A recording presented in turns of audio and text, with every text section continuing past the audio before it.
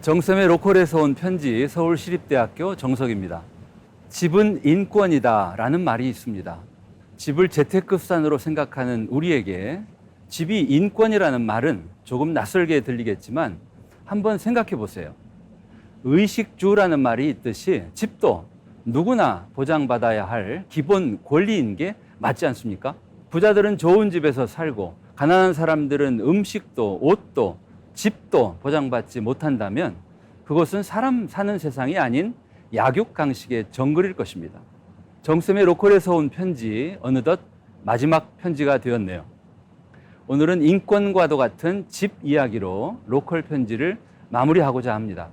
서울 SH공사의 공익 광고 중에 집은 사는 것이 아니라 사는 곳이다 라는 말을 들었던 기억이 있을 겁니다. 사고 파는 물건이나 부동산으로서의 집이 아니라 누구나 편안하게 쉬고 단잠을 잘 수 있는 사는 곳으로서의 집을 강조한 표현입니다.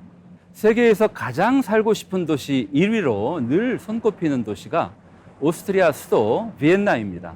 이처럼 행복한 도시 비엔나의 시민들 가운데 자기 집에 사는 사람들이 많을까요? 아니면 임대주택에 사는 사람들이 많을까요? 60%가 넘는 비엔나 시민이 내 집이 아닌 공공임대주택이나 사회주택에 살고 있습니다. 임대주택의 수준도 훌륭하고 5년이나 10년 한시적으로 사는 게 아니라 평생 안심하고 살 수 있습니다. 임대료도 엄격히 통제되어 임대료 인상 걱정을 안 해도 됩니다. 유럽 국가들은 1900년대 초부터 주택법을 제정해 집에 관한 권리, 즉 주거권을 철저히 보장해주고 있습니다. 유럽의 선진국가 대부분의 주택 가운데 30% 정도가 임대주택인데 반해 우리나라 대한민국 임대주택 비중은 10%에도 못 미칩니다. 이런 상황인데도 우리 정부의 주택정책은 더 늦기 전에 빨리 내 집 마련을 하라고 압박하는 듯한 느낌을 줍니다. 영혼을 끌어들여 집을 사라는 영끌 현상이 그 절정이었죠. 대한민국이 선진국이지만 국민의 행복도가 바닥이고 역사상 유례가 없을 정도로 출생률이 낮아져 인구 위기에 빠진 이유도 실은 집 때문인지 모릅니다. 이 문제를 풀어야 합니다. 어떻게 풀어야 할까요? 대한민국은 지금 많이 아픈 나라입니다. 저출생, 고령화, 지방소멸 등 여러 어려운 문제들을 풀기 위해 역대 정부가 오래 노력했는데 풀리기는커녕 더욱 악화되고 있습니다. 왜 그럴까요? 근본 원인을 치료하지 않고 대증요법으로 대응해 왔기 때문이라고 저는 생각합니다. 국민의 절반 이상이 수도권에 몰려 사는 게 문제의 근본 원인입니다. 인구 위기도 여기에서 비롯되었고 부동산 가격 폭등도 마찬가지입니다. 수도권으로의 인구 쏠림이라는 근본 원인을 그대로 둔 채 부동산 가격 안정을 명분으로 수도권에 신도시를 짓고 도시철도를 연결하고 심지어 GTX까지 건설한다면 수도권 인구는 더욱 늘어날 것입니다. 병을 고치는 게 아니라 더욱 악화시키는 심각한 실책입니다. 대한민국 인구가 급격히 줄고 있고 전국의 빈집과 빈상가 사무실이 수백만 채로 늘고 있는데 왜 신도시를 건설하고 아파트를 지을까요?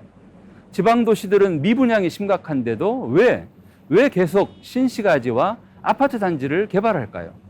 이상하지 않습니까? 밑도 끝도 없는 개발만을 해오고 있는 이 개발병부터 고쳐야 대한민국이 건강해질 것입니다. 선진국들도 모두 다 개발 시대를 거쳐왔습니다. 인구가 늘고 도시가 팽창하고 경제가 성장하는 개발 시대를 지나온 뒤 지금은 재생 시대를 천천히 살아갑니다. 대규모 신개발, 재개발을 아직도 계속하는 선진국 이야기를 들어보셨습니까? 없습니다.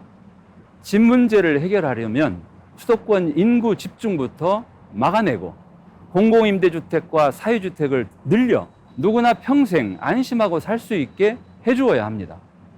다만 조건이 있습니다. 개발 방식이 아닌 재생 방식으로 해야 합니다.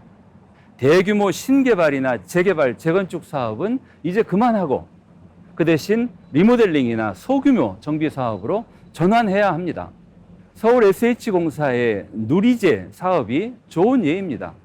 서울 강북의 오래되고 열악한 저층주택을 SH공사가 매입해서 청년과 신혼부부를 위한 소규모 임대주택을 짓고 집주인도 임대주택에 살면서 매각대금에 이자를 더한 만큼의 연금을 받게 하는 방식입니다. 이 밖에도 아주 좋은 방법들이 많이 있습니다. 개발병에서 벗어난다면 그 길들이 보일 것입니다. 크게 신개발, 재개발하는 크 신재에서 벗어나 작게 고치고 채우는 작고채로 우리 도시를 돌보고 되살려야 합니다. 집 때문에 고통받지 않아도 되는 대한민국을 함께 만들어 갑시다. 정쌤의 로컬에서 온 11번째 편지였습니다. 고맙습니다.